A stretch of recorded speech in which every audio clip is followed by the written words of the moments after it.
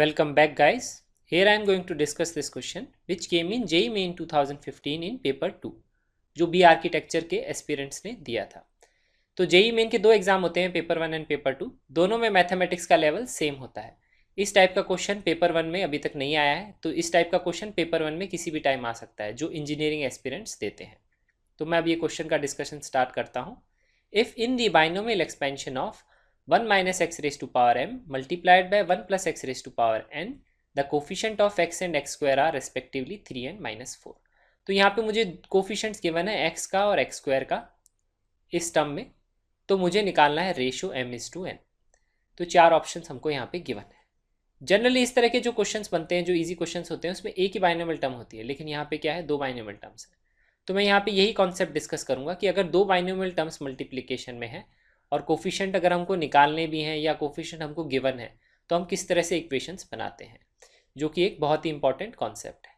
तो यहाँ पे हमको दो बाइनोमियल टर्म्स गिवन है। अगर हमको कोई भी क्वेश्चन होता है जिसमें कोफिशिएंट से रिलेटेड है बाइनोमियल में, तो सबसे पहले हम लिखते हैं जनरल टर्म।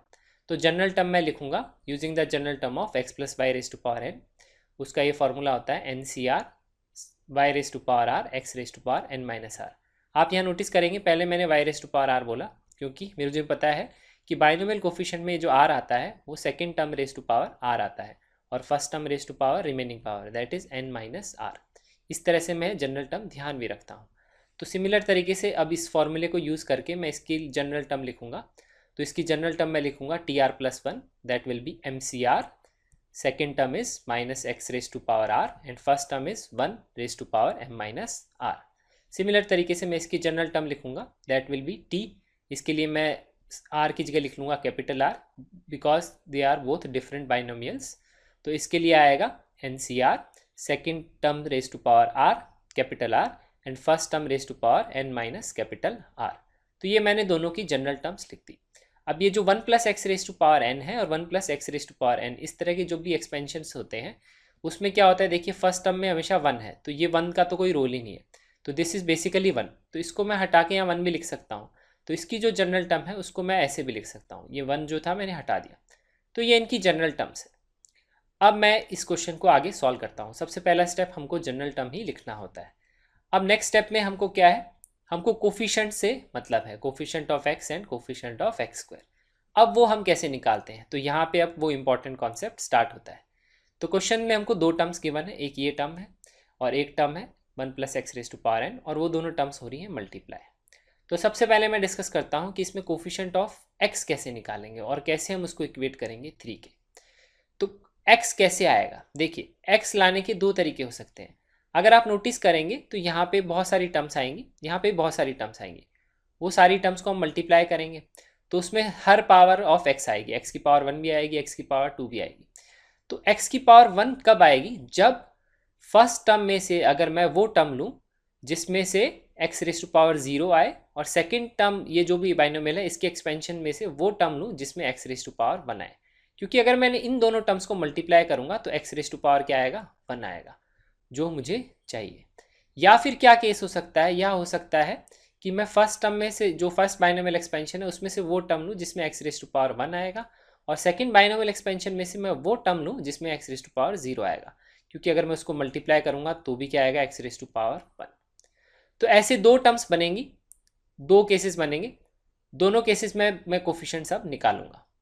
तो आपको मेरे ख्याल से क्लियर हो गया होगा। तो यहाँ पे जो भी पावर होती है उसके हम केसेस बनाते हैं कि फर्स्ट टर्म में क्या पावर होगी, सेकेंड टर्म में क्या पावर होगी। सिमिलर तरीके से मैं अभी एक्स स्क्वायर में भी डिस्कस करूंगा, तो आप देखिएगा। अब एक्स रेज टू पावर 0 का कोफिशिएंट निकालना है मुझे इसके बाइनोमियल में, ठीक है। तो उसके लिए मैं क्या करूँगा, ये जो निकालने कोफिशिएंट उसके लिए मैं इसकी जनरल टर्म यूज़ करूँगा। इसकी जनरल टर्म मुझे पता है कहाँ है, मेरी 1 minus x raise to power m। इसकी जनरल टर्म को मैं यूज़ करूँगा, इस जनरल टर्म को मैं यूज़ करूँगा। तो इसके लिए देखिए एक्स रेज टू पावर 0 कब आएगा, जब r क्या होगा, 0 होगा। जब r 0 होगा तो यहाँ पे कोफिशिएंट है, दिस इज द पार्ट, तो वो आएगा MC0। और एक्स रेज टू पावर 1 कब आएगा, जब r होगा 1। तो r जब 1 होगा तो कोफिशिएंट आएगा MC1, तो यहाँ से आएगा और यहाँ से -1 आएगा, तो that will B minus MC1। इस तरह से मैं यहाँ पे निकालूंगा एक्स रेज टू पावर 1 के लिए और एक्स रेज टू पावर 0 के लिए। इसके लिए मैं इसकी जनरल टर्म को यूज़ करूँगा, वो जनरल टर्म है यहाँ पे। तो मैं इसको यूज़ करूँगा। अब देखिए कैपिटल आर की क्या वैल्यू होगी कि एक्स रेज टू पावर 1 आएगा, तो capital R will be 1, coefficient हो जाएगा NC1 और यहाँ पे कोफिशिएंट आएगा NC0। अब मैं आपको एक चीज़ मैं बताना चाहूँगा कि 1 plus x raise to power n के लिए हमको हमेशा ध्यान रखना चाहिए, क्योंकि ये बहुत ही कॉमन बाइनोमियल टर्म है जो क्वेश्चंस में आती है बहुत सारे कॉम्पिटिशन एग्जाम्स में। हमको ये ध्यान रखने की चीज़ है कि 1 plus x raise to power n में अगर मुझे एक्स रेज टू पावर 1 का कोफिशिएंट निकालना है तो 1 NC1 होता है, एक्स रेज टू पावर 0 का निकालना है तो NC2 होता है, अगर मुझे एक्स रेज टू पावर 30 का निकालना होता है तो मैं लिखता है NC30। तो basically x raise to power r का coefficient 1 plus x raise to power n में होता है NCr। तो अगर आप इस क्वेश्चन को देखेंगे तो पहले इसमें जनरल टर्म लिखने की जरूरत नहीं है, हम डायरेक्ट ही ये सब लिख सकते हैं, क्योंकि हमको ये चीज़ ध्यान रखनी चाहिए कि 1 plus x raise to power n में x raise to power r का कोफिशिएंट क्या होता है। अब मैं क्या करूँगा, मुझे टर्म जो चाहिए वो चाहिए कोफिशिएंट ऑफ x, मतलब term containing x raise to power 1। X raise to power 1 कैसे आएगा, जब इस टर्म को मैं इससे मल्टीप्लाई करूँगा तो कोफिशिएंट्स में तो ये आएगा और पावर में क्या आएगा, एक्स रेज टू पावर में कोफिशिएंट में तो ये टर्म्स आएंगे और पावर में आएगा एक्स रेज टू पावर 1। तो यहाँ पे जो टर्म आएगी वो आएगा MC0 into NC1 into x, और यहाँ से जो टर्म आएगी वो आएगा minus MC1 multiplied by NC0, तो वो टर्म आएगी minus MC1 NC0 into x. तो ये दो टर्म्स आएंगी जिसमें एक्स रेज टू पावर 1 आएगा। अब मैं इन दोनों टर्म्स को अगर ऐड कर दूंगा तो मेरे को एक्स रेज टू पावर 1 का कोफिशिएंट मिल जाएगा, या फिर वो टर्म मिल जाएगी जिसमें एक्स रेज टू पावर 1 आएगा। अब ये जो टर्म है MC0, कभी भी कोई बाइनोमियल कोफिशिएंट जिसमें यहाँ पे 0 होता है उसकी वैल्यू होती है 1, तो ये आएगा, और कभी भी यहाँ पे 1 होता है तो NC1 वो जो वैल्यू होती है वो n के बराबर होती है, ये हम ध्यान रखते हैं। ठीक है, ये NX आ जाएगा, ये माइनस MX, माइनस साइन यहाँ से आ गया, तो जो term containing x raise to power 1 है वो आएगा दिस प्लस दिस, तो वो आएगा NX माइनस MX।